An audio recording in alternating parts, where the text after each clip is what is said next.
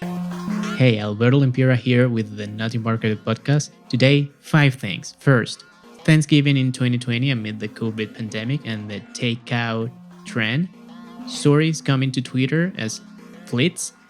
BuzzFeed acquiring the Huffington Post. Also, we're going to chat with Gerard Compte, founder of FindThatLead.com, and we're going to think about what is the impact of going into a world without cookies and third-party data for marketers.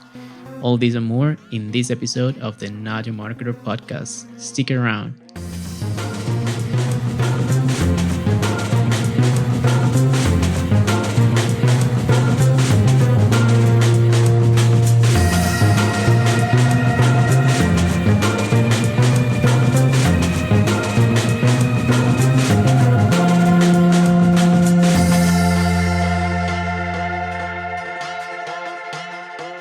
Hey guys, welcome to the latest episode of the Not Your Marketer podcast. I'm so glad you have decided to join me once again.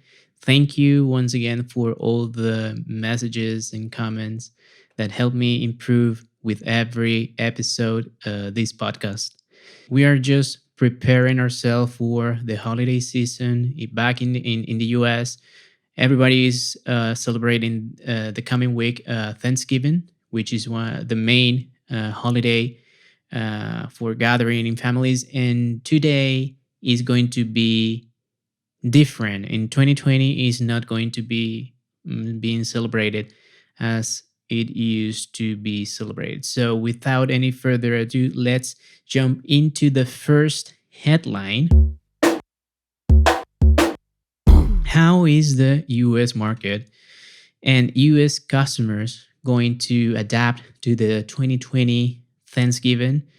As I mentioned, this year has been bringing a lot of difficulties and a lot of troubles for many companies. However, right now we have a bit of an opportunity for some local restaurants because many people will not travel during the Thanksgiving holiday to gather with families and friends because of the restrictions, because of the whole situation in the US with the pandemic. So this is going to affect the way Thanksgiving is celebrated this year. The first thing, probably people are going to celebrate in smaller groups. They're going to be looking for doing things easy and fast, especially with so many states in the US suggesting or recommending to have the Thanksgiving dinners short and, with the least amount of people gathering.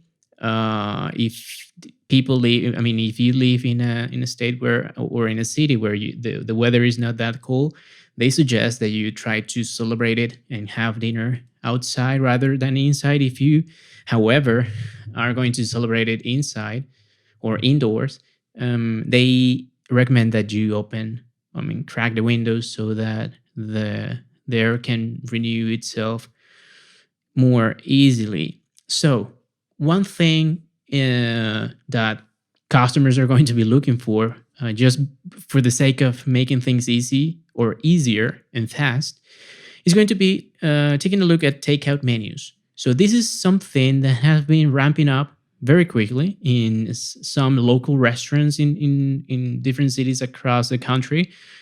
So takeout side dishes, for example, to complement the homemade menu. Like the turkey, if you're going to make your own turkey, this is something that can be or can represent some kind of opportunity for local business owners, right? So some people are going to look for the whole menu to be delivered, to take it out. To take it and pick it up on restaurants. Others are going to just look for specific dishes from the traditional Thanksgiving menu. However, either way, this is something that a lot of local restaurants can leverage on.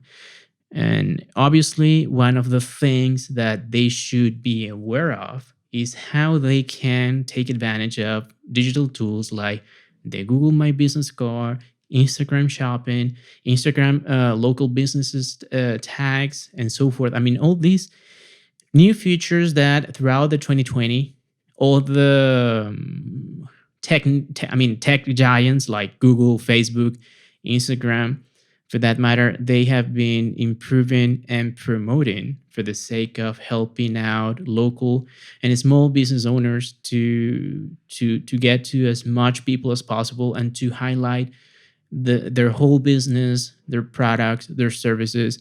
I mean, this is one of the reasons why you should be using all of those tools and features available for you. So we are going to see how these develop. But as I mentioned, an article from the BBC talks about how the tradition is going to be a little bit different in 2020. Also, they have interviewed some business owners and how they are going to tackle this holiday, in particular, with all the challenges, but also how are they going to take advantage of this new opportunity. Okay. So less than 10%, this is quoting the BBC article, less than 10% of Americans typically eat Thanksgiving dinner at a restaurant because, I mean, this is something that is usually cooked at home. However, things have changed, and they estimate that in some cities in the country, that 10% go up until 30% or even more for people looking for getting their turkey from a restaurant. So once again, every time a door is shut, window is cracked open. So the thing here is that you have to be prepared to take advantage of those opportunities that it will transform into new business and probably trying to get to a new target audience to make them loyal and to make yourself known across a new market. So going on to the next headline. So Twitter has introduced its take on Instagram stories or Snapchat natural way of sharing content, which is called Fleets. So Fleets is just that. It's just the copycat of another copycat, which was Instagram story. These tweets are going to disappear or Fleets are going to disappear after 24 hours. You are going to have a very straightforward way of creating the fleets. Works exactly the same as Instagram stories, exactly the same as you would expect if you were or you are a Snapchat user. So one of the things that interested me the most is 1 month ago we saw LinkedIn introducing their own version of stories. Right now we have Snapchat, Instagram, Facebook, WhatsApp, LinkedIn, and Twitter, all of them using almost the same set of features. We have Instagram messaging, we have their own version of post that can include either text, videos, or pictures. Aside from that, you have, of course, stories. So, differentiation between all these social media platforms are less and less focused on the actual feature or set of features that they offer to the user, but more kind of on the look and feel, and of course, in the kind of topics that are discussed in that specific medium. So if you take, for example, Twitter is the king of politics discussions, especially during election periods or whatever. But nevertheless, Twitter has always been seen as the place to go if you have a complaint, if you want to express your own opinion without having to elaborate too much on the content, right? So on Instagram has been always been more focused to or lean toward another on a more curated and more produced kind of content. But it's interesting that we, I mean, and I think this is going to be the issue, especially for us marketers.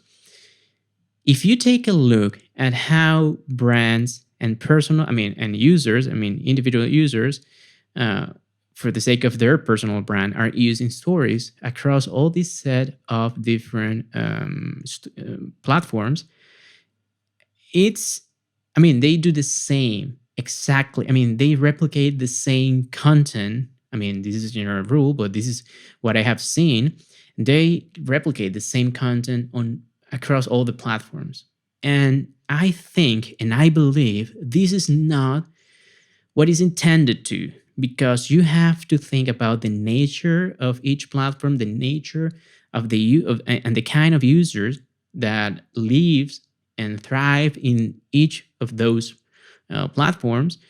But nevertheless, for brands, even for large brands, it's going to be more difficult, because you will have to create more segments on different features for different um, social media platforms. I mean, you will have to create, and at the beginning, you only had to think about uh, stories, kind of story like content for Snapchat if you were in Snapchat.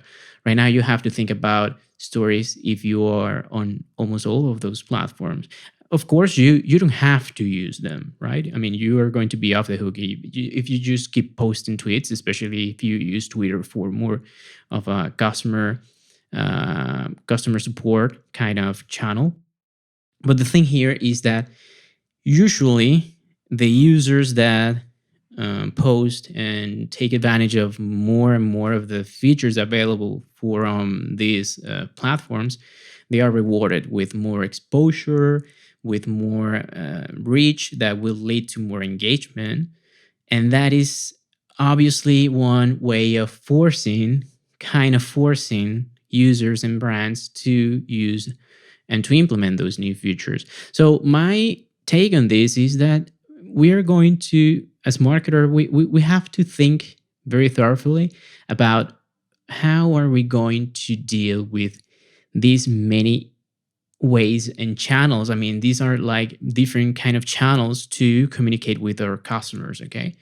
So that it makes sense not only for the kind of communication that we do, but for the kind of user that consume each kind and each typology of content throughout these social media platforms. So coming to the next headline, BuzzFeed has announced that it's going to acquire the Huffington Post.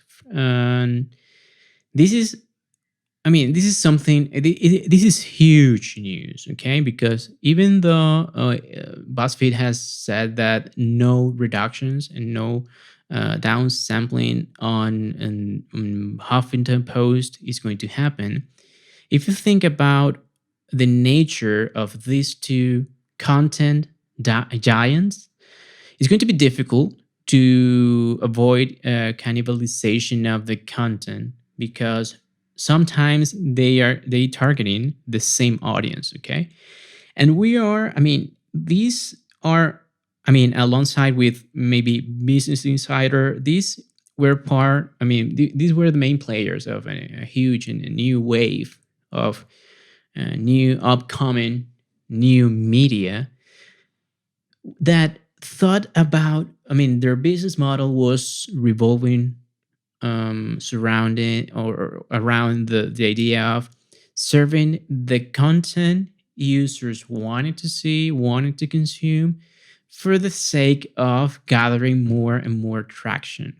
So this is, I mean, these are the main example, I mean, great examples of how to do content marketing right, in order to make people keep coming and over again to your platform to consume that kind of content.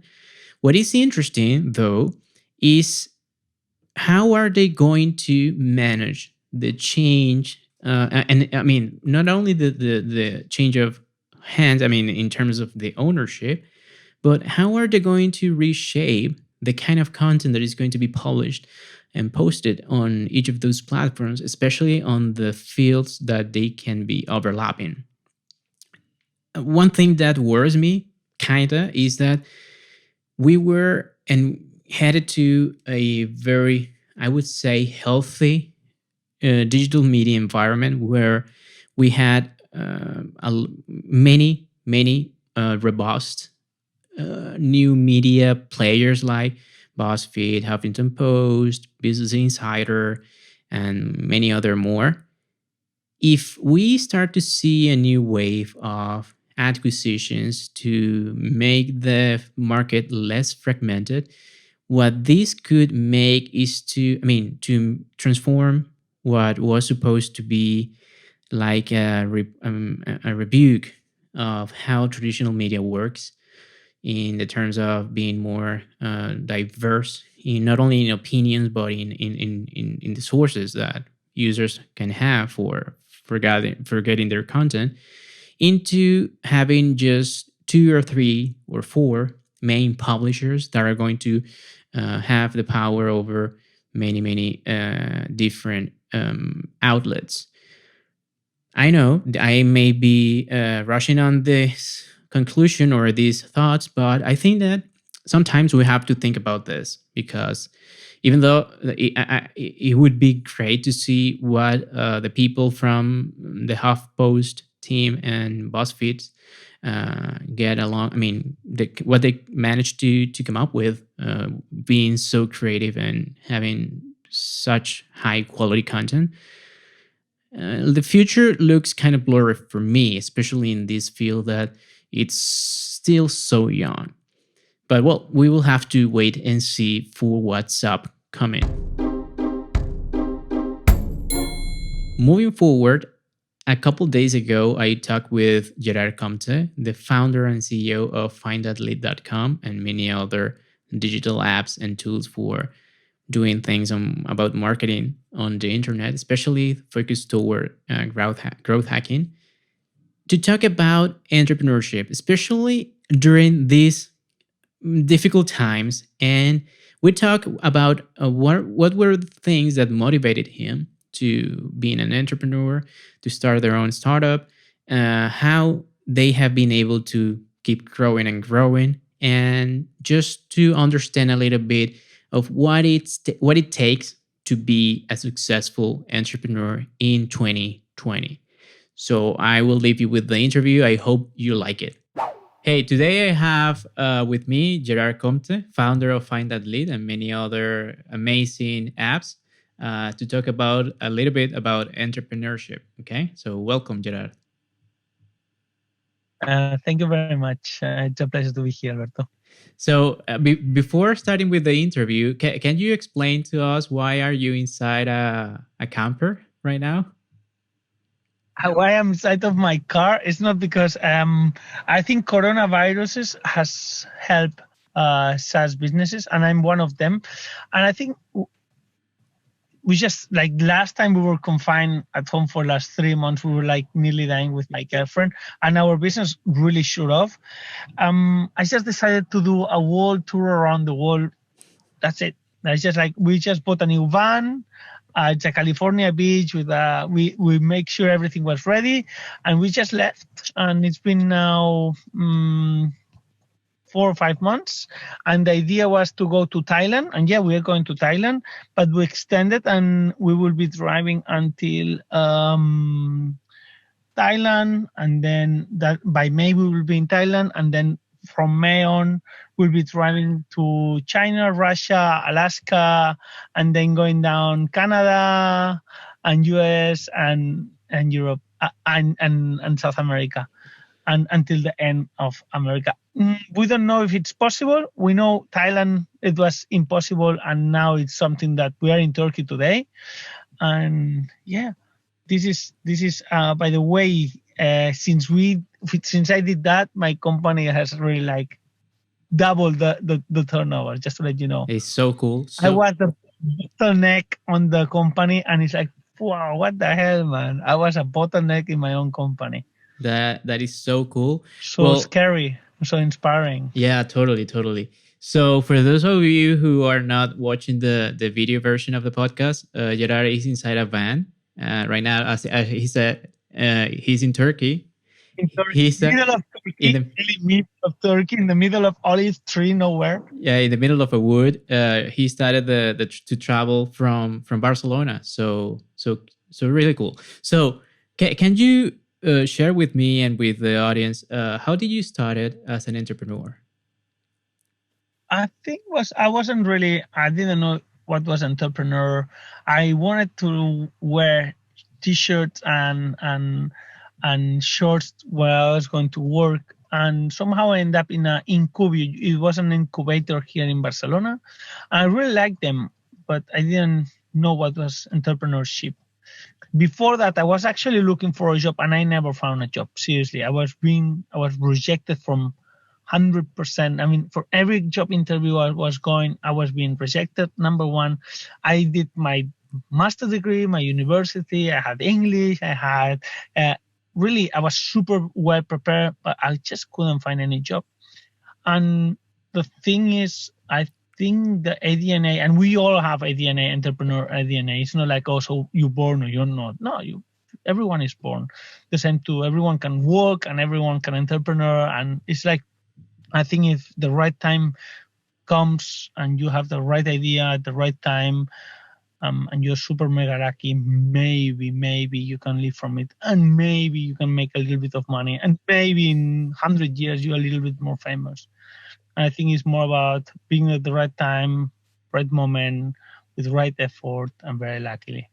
Great. So one thing that you've mentioned is not being able to find the right fit when going through interviews, right, with companies, and this is something that I think I have a little bit of that my own, but I also hear that from many of my students. Like they're trying to look for a job, and it's difficult for them to find the right company. So obviously, they think about becoming entrepreneurs, but then Mm, they struck with the wall of okay, but I don't have any idea. So mm, this is another question that I wanted to ask you. So is it super important to have a business idea at the beginning, or can you make it out as you go on the way? yeah, I think, and Alberto, the most important thing at the beginning is the first month to make money. Yeah. That's it. That's the only business idea that works. The first month that you open the door of your business, that you will make money. That doesn't not there is no one person that cares about your business idea. We don't believe about anything. I had a business idea that was to have a boiling water that will never end and it will be always be hot. Something like business ideas are useless. And what is really reality is the important in any business. And the number one rule is make money from day one. That's it, my friend. If you just about to do entrepreneurship, make sure you make money from day one. If you have a business idea, if you have a business plan, great. If you like, yes, but number one on only rule is make money from day one. That's it. And that's the only way your business will survive. And yes, find that it made money from day one. And we were doesn't matter what you sell, man. Just sell stuff on Amazon, on eBay, while you developing your business idea. And if you speak to Christian, my business partner, man, I was crazy selling things on Wallapop for the first 2 3 years. I was taking things from the rubbish and selling it, and I can show you my Wallapop. I was really like making the extras with the Wallapop. I wasn't selling databases. I was selling things I used to find on the bin. And this is a true story. And but day one we were selling databases to people, and but we were not always lucky.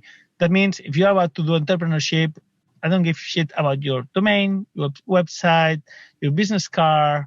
Just make sure from day one you sell something, make it easy for someone to buy, and make it easy for yourself and have an easy life, because it has never been easier to start your own business. And I've seen people starting from zero to X amount each month by nothing. Right. So yeah. So we hear that a lot. Like nowadays, it's super easy, or it's. I mean, it's never been easier to start your own business as it is right now, especially throughout the COVID pandemic. I mean, more and more people, you saw more and more people become very creative in how they can make money, right? So what would you, I mean, you can share with us those that you confronted with, but what would you say would be the main challenges when trying to make, I mean, to sell something, to be sure that you can make money so that you can keep on going, right? What would you say I are think the main challenges? Yeah. if we have if we don't have a clear north star, I would say if we don't have a clear path where we're going to go, you're not going to make it. Sometimes we think it's possible when we see our best friend doing it. Only then, seriously. And it's not. Um, if we don't have like, if we believe in ourselves, then it's going to be so much easier. That's the only thing. And there's no magic ball that is going to tell you yes or no, you're going to be making it. And just be sure you can make it, man. And sometimes when I do one-to-ones to my students and people I teach, I say number one question is, what happens if your project is not going to go well? Hmm. First question I ask. What happens if the project you're doing doesn't go well? Most of the people will tell me, well, I can find another job easily. It's like, you're out, my friend. You're out. Zero commitment, motherfucker. Yeah. And this is seriously, it's so sad. And a mother, when it's pregnant with the baby, what happens if your baby doesn't born? This is not going to happen. I feed him, I love him, and this is the energy that you have to give to your project. It's just full love, commitment, that what you're just about to give to the world is the best version of yourself. And it's just like, wow, it's pure magic. Seriously, when I see over 200,000 people using FindThatLead on a daily basis, that I do not check the bank accounts ever. When I see a full flux of the balance positive, and when we're not crazy employing new people, but we are getting new people to the team and growing, Alberto, there's nothing better to the world. And it's not about the money or the team. It's something that you created. It's automatically growing by itself, and that's it. That's a dream. And if I wouldn't have put the effort and the focus and the love in the beginning, yeah. And this is basically, I believe in me when I was the first day sending the first email, the second email. And number one thing, guys, don't ever be ashamed of yourself about how bad you're doing it, because you will always do it bad if you compare it to yourself or a year earlier or a year after. Yeah, great. So what you mentioned commitment and maybe overcoming difficulties that, I mean, you are always going to have problems and issues along the way, right? So obviously being resilient would be one of the skills, I mean, soft skills that an entrepreneur should have. So if you had to list three skills that every entrepreneur must have or must develop, because you can I mean, you can become resilient, I mean, you can learn through life to overcome adversities, right? Which would be those skills? At least to myself, number one is adventures. Man, you need to like the adventure. No adventure, no fun. Respect for yourself, respect for your partners, for your team, for your users. Being grateful, grateful. Thank you very much for what I have, man. Thank you very much. And loving, love. You know, that's like the logo in here of my company. And we just did a new logo for the trip. And yeah, adventure, thankfulness, love, and respect. They are like there's very common stuff, but and we forget this is the flower to the cake, man. If you miss any of that, the rest is doesn't work. The core of the business has to be very strong. Then that means whatever you build, whatever you pivot on, it's just going to be brilliant. And I think it's super important. And what's the impact you're going to be giving to the world? What is it? It's not. And please watch everyone. I'm sure you did it. The Simon Sinek, the golden circle, Totally. it's the new vision mission of any company. What's the core, man? What's the why? What's the why? My why took me long time. This is like help the global communication. When I heard that, it's like, wow, I really want to wake up when I'm tired, man. I help the company to do universal communication. This is foof. Doesn't matter if it's through email or if it's through WhatsApp or then this is a beautiful energy, and it's just a higher call for every entrepreneurs. We can change the world. And I was talking to someone else the other day. It's like, it's not like Telefonica. Who's the CEO? I don't know. Who's the CEO of Shell? I don't know. But who's the CEO of Facebook? It's this fucking guy who just in the, Steve Jobs. And just, I think that, let's face it, I'm not going to be Steve Jobs or never Mark say Zuckerberg, never, right? But yeah, but come on, Alberto. Let's be realistic, And can I have the charger, please? But what I want to tell you is, get inspired by these guys. These guys they were humans. They were not like, now probably they're not humans anymore, but they were humans some time ago, and they did change the life of millions of people. They changed the way Elon Musk and his people super focused, and they're in another level, yes.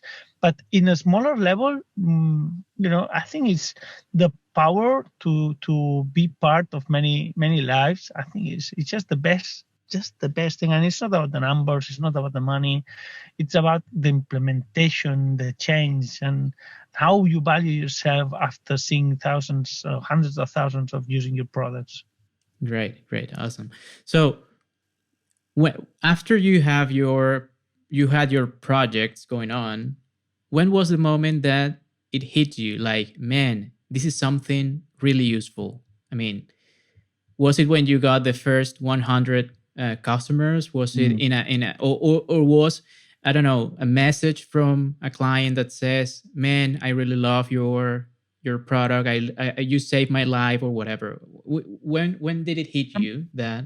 Yeah, with it, I knew the tool FindThatLead was going to be well. I mean, I knew that because it was a tool that I needed, number one. And, I didn't need market fit or anyone to tell me that the tool was good. We did a few hacks, but the first time I really that's going to make money, it was when we did the AppSumo a few years ago. The first time it was like, oh, we got 50K in like 1 month, something like this. It was, wow, man, that's impossible. It's crazy. And it was, then it's like, wow, it was so automatic, and everything was like, it was crazy then. It was crazy. And that's very man. I mean, FindThatLead's still very small company. Yeah, if you compare to when I started, it's a million times bigger.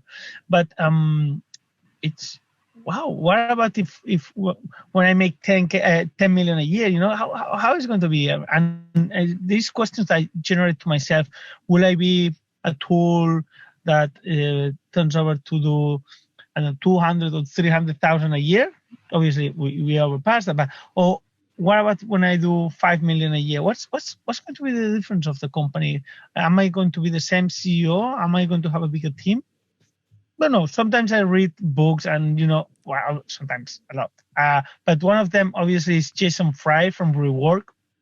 And that's kind of like a structure of a company I do follow on beliefs, and we just took out the meetings. We were doing too many meetings with women, and now we do one meeting on Fridays. It was more a social thing. We do have a weekly. We don't use any Camps or Notion. We do use our Excel with Google, and it's super simple. I just like adding, but we have created something which is unique, and is the team works by itself beautifully, and I was a bottleneck that I had to get out, and that's it. We just seeing I'm just doing a lot of new things to the company that it's coming up with such a great results. I mean, it's amazing. And number one thing I would just say to anyone, just no fear and freedom. And again, that's super, but do not have a fear of any action that your feelings are telling you. It's just like if you feel leaving something, just do it, because there is no fear of the worst thing that can happen is nothing, man. You probably can come back home and have hot food. Your parents or your best friend can help you. Mm. That's it, man. What's the worst thing that can happen? If you choose something because you want it, you're going to make sure you make it work. That's like that.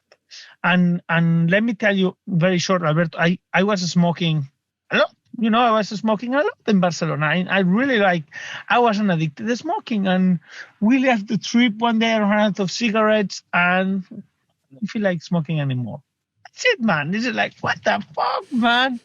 Are you serious? Are you serious? So easy? Yes, it's as easy as it is now. And any willing, no, I don't think I will come back to smoke. Sometimes we believe, yeah, you have to do this and X and Y, and this is giving you such a following the path. Yeah, I need to find a job, buy a house. No, how about if you just don't do anything? Start by taking a holiday, feel relaxed, find an amazing product that you can see somewhere in the market, put it in Amazon, start making money, make millions, buy a house for your parents, for your mother. Sometimes if we do whatever we want, it ends up 100 times in a better place than when we should, if we thought about that. Great. So yeah, I think just to complement a little bit of your what you said. I mean, you have to lose the fear of to make fun of yourself, right? Like without we have like all these preconceived notions that I shouldn't do this, I shouldn't post this because what is going to I don't know, my friends, what are they going to say about me, my colleagues, and Yeah. so forth. So yeah, great. So do you would you recommend to plan way ahead of things? I mean, you just said it like we sometimes we are just like side blinded to. I mean, I need to graduate from college, do a master's degree, do this, get a job, get a I mean, earn some money, and sometimes I mean, life road is not a straight one, right? It's like you have like many curves and many side roads that will lead you to success as well. So would you recommend to be very to stick to a plan very thoroughly or I do have a North Star where it's a plan to 3 years. Yeah, you need to plan. Number one, you need to have a North Star where you want to be in. This is something that um, you don't need anything that I went to my duplex and back. I mean, you don't need to. You don't need. You don't need a crazy amount of stuff. Just write stuff down, and you don't need like 20 pages. Just my intake for everyone in the podcast, and you haven't done plan your life. Get right now, put pause, and you just write in where you want to be. Just like 1 month, 3 months, 6 months, 3 years, and 10 years. How much money you want to have in your bank account? What do you want to own? A flat, a house, a car? What do you want to do with your life? Man, that's it. You plan your 10 years, your lifetime and really this is like 10 minutes work. That's it. You don't need any therapeutical or anything. Okay. And just pause, go back 30 seconds, repeat it again and do it, please. And once you have that, that's like, okay, that's my imagination. I throw it up there. You will do things to follow that up. I do every 3 or 4 months. I renew my North Star, and I have a different document. And I yes, 100%. Do I follow them? No, I write them, and it's kind of a self exercise that I do, and super important, where you want to be in the next, how much money you want to have in the account, how many users, how much money each company will have, what things I want to own, what things I want to do, what new techniques, I don't know, if yoga or English, and super important. This is your mind is the best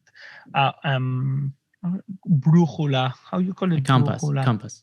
Yeah, your brain is the best compass you have, and it will guide you.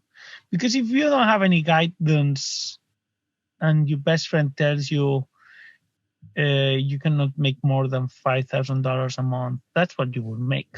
Yeah. But if your best friend comes to you and tells you, Gerard, just make 100,000 this month, you can also do it. How would you feel? And seriously, it's a lot of people making 100K a month.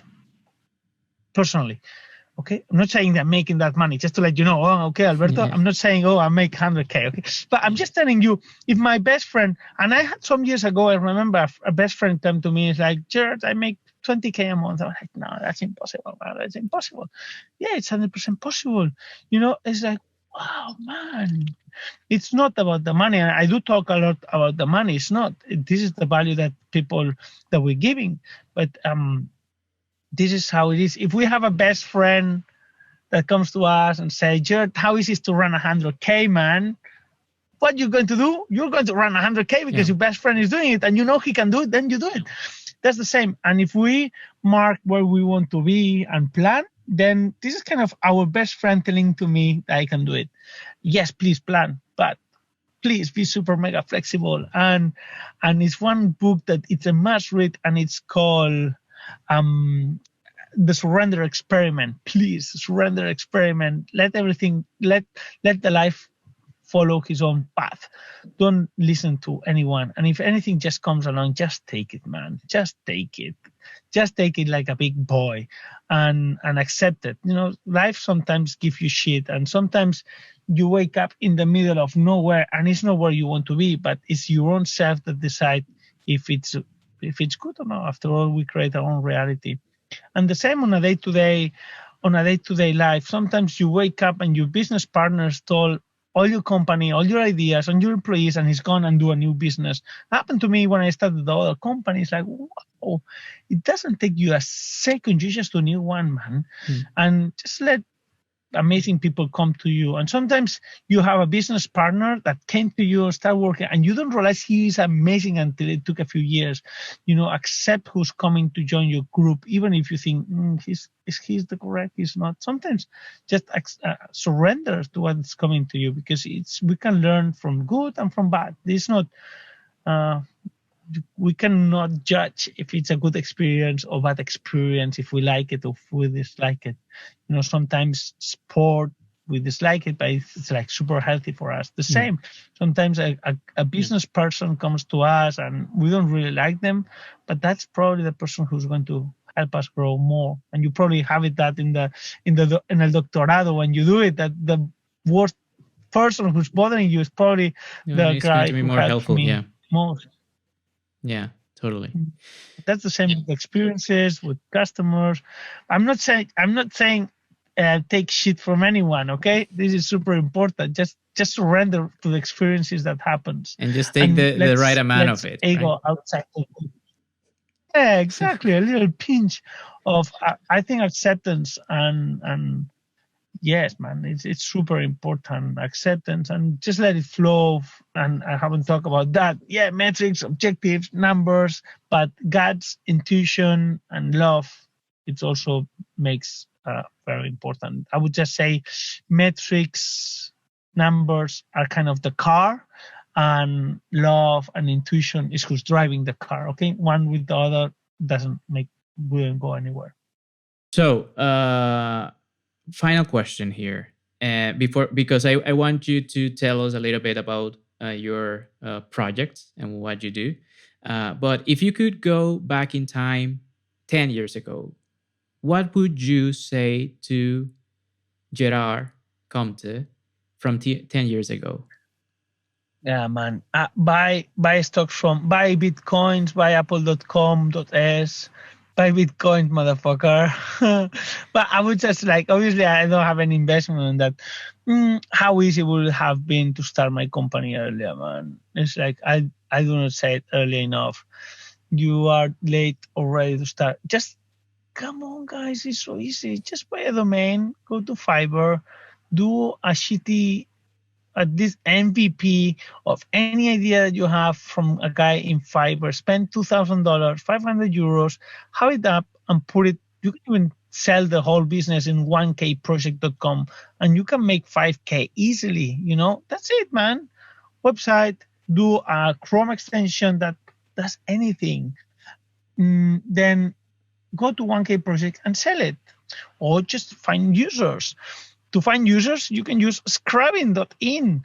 It's a LinkedIn lead generation by scrubbing. And to find the emails, find that lead.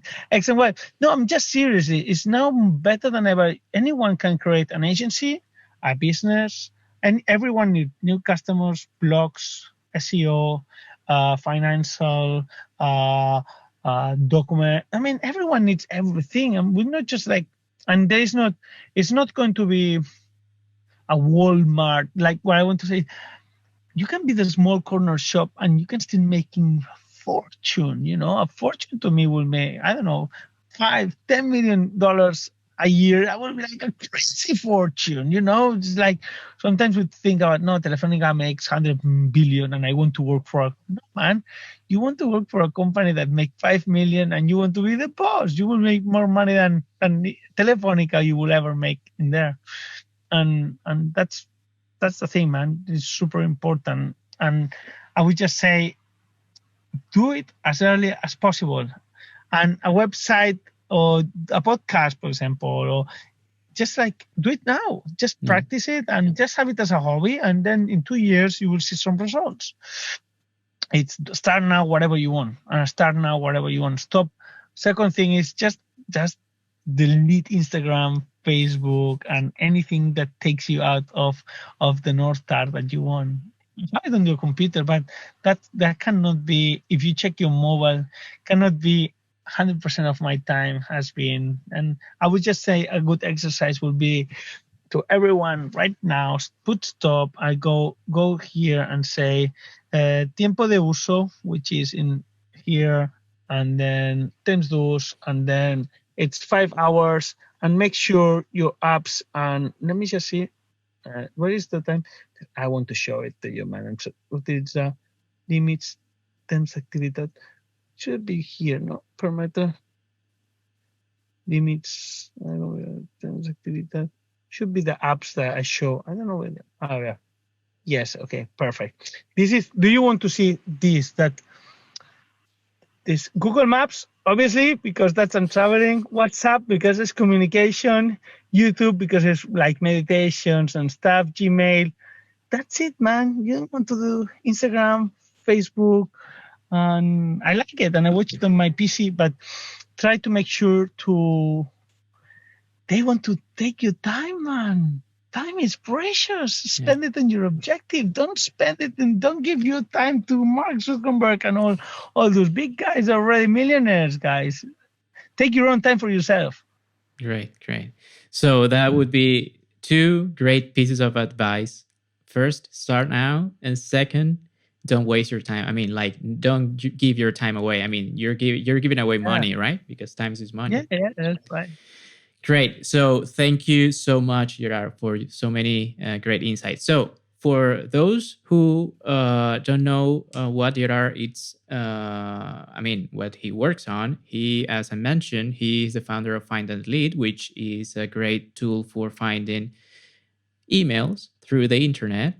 But he also has 2 other great tools, Scrubbing and Meerkat. Find that fake signature maker. Yeah, man.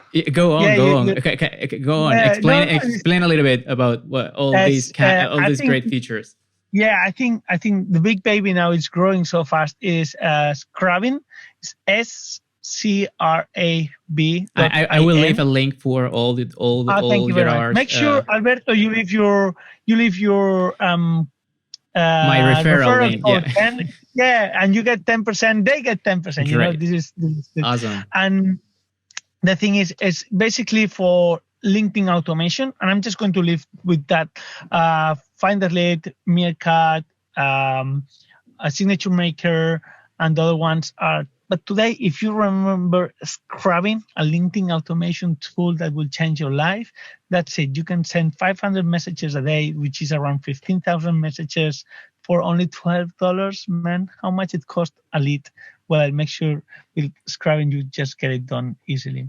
And this is like, seriously, it's something that I use daily. I've seen life transform, and it's a must. It's a must to automate your LinkedIn. And scrubbing better than ever. And that sounds like a paid advertisement Yeah, by me. but it is not. I have used Scrubbing in the past for I mean for transparency's sake, but I mean it's great because it gets. I mean it gives you time. I mean because if not, if you wanted to contact a lot of people and you wanted to Not talk really. with people and get in touch with and grow your network on LinkedIn, It's it would take a impossible. lot of time. But with Scrapping, you can try. I mean, it's going. I mean, it's that it's give your time back to you. So I totally highly recommend it And for any of you working with LinkedIn strategies. I'm just trying to find. Oh, I don't know whether I heart. But about Viajamos Libres, that's the Instagram account that I asked you. Let me just see if I can I will find the leave the sticker link. I because. would leave the link for all of that Okay, in the show wonderful, description in the show notes wonderful. because you can Viajamos follow. Libres for Yeah, go ahead, go ahead. yeah, Instagram. Viajamos Libres on Instagram. My girlfriend is really like she loves Instagram, and she's running it. And I think it's beautiful and super inspiring to show how we're doing the trip and how sometimes hard is our life living in 3x3 and cooking, living, working here full time. Especially during the COVID pandemic that has made us think like we are locked down. So we are not entirely locked down, right? I mean, there's always Yeah, opportunities we don't know what to run that's free. our little bit. And I don't know. We don't we don't know what's a lockdown anymore. And Turkey, where we are, people doesn't even wear masks. The area where we are, just to let you know how that makes me think so much about who is above us and who is X and Y. It is not something that I'm ready to share, but it's like strange, man. Yeah. Why some countries are more locked than others? The idea is create your own universe in a way. This is our own little universe, and it's possible nowadays with internet. You can be in the middle of nowhere, reading your own news, working, making your own money. You don't need contact with people that you don't want. I mean, choose your own universe better than ever. And chances are your business is going to start growing faster as it happened to Gerard and FindThatLead, right? Like going out of the office and getting out of the way. Like we are surprised. We don't want to leave the office. We don't want to leave. We have a beautiful office. Just it's no point, man. And we were like, okay, what are we gonna do? No one wants to go back to the office. Right. I'm certainly not going back. I said to the guys, I'm not going back. That's it. And people are like, we don't know. We're going to, I think for the next year, we're going to maintain, because probably if coronavirus is going to finish, and then, let's see how it works. But I'm not going back for the next 2 years for sure. Everyone is advised. Like, right. Well, yeah. I mean, let's make this the bright side of COVID, right? Like making the case and pushing people to finally break free from offices if they want. I mean, they are always going to. That's why we they're going to be able to have them. But if you want to just travel the world, let's do that. I mean, you can see. I was asking off cameras, Gerard, about the internet connection, and he uses I don't know, like a 4G modem or something like that. But I mean, it works like a charm. I mean, no lag or whatever, and he's in the middle of of the woods, as you can see, in the middle of Turkey. And I mean, there's no limits. I mean, it's 2020, no limits, 21st century. So great. Limits. And the thing is, and seriously, we make more money, we work less time. My dog is happier than ever that I can just open the door and it's totally understandable. Yeah. Yeah, and my girlfriend as well. And that's it. There is no limits. And if we don't have limits, somehow it's like, okay, can we have no limits in helping more people find emails, growing our tool better? It's like, wow, man, yes, you can. Yeah, like you became much limitless in many own things. And that's why we're doing this exercise. And I think everyone, whatever you're doing it, I think you should try and just go all the way in. If it's traveling or sports or going to live by yourself or going to another country or doing a podcast or whatever thing that seems, or going sugarless or smokeless or no drink or whatever. Just I think that just taking a decision of doing something that we know it's good for us, it just makes us feel superhumans. Totally. Well, thank you so much again, Gerard, Thank you, for being, Alberto. for such an inspiring conversation. Obviously, being entrepreneur for some people, it's like, this huge thing. I'm not going to make it. Thank you for making it look less daunting. With all the Yeah. issues and all the challenges that we know we have, but and also for letting us know that even through difficult times, or the difficult times of the coronavirus, it's possible to keep growing your business and maybe being happier than ever before. 100%. 100%. So thank you again, Gerard. Take care and Thank you. safe trip all over the world. See you in Iran or Pakistan or I don't know where, man. I would totally love when you get to Alaska with all the snow and all this stuff. I don't know. I'm looking forward to see your crazy. pictures. Well, make sure you follow me and you can give me let's do a podcast on how it's been to be to Alaska, man. Totally. Sign me up for it. Well, okay, Alberto, thank you. Thank you very much. See you to everyone. Bye, guys. Thank you. Well, guys, I hope you have liked the interview with Gerard. It was really and truly inspiring to hear his take on how to become an entrepreneur and what it takes to be in terms of skills that you may have. And it's always interesting to see different points of view of different entrepreneurs and understanding what it takes to be successful in the startup scene. So my reflection for today's episode has to do with being an entrepreneur. So why do you think there has been such an influx of new entrepreneurs in the past 15 or 20 years? This is something that it's quite interesting.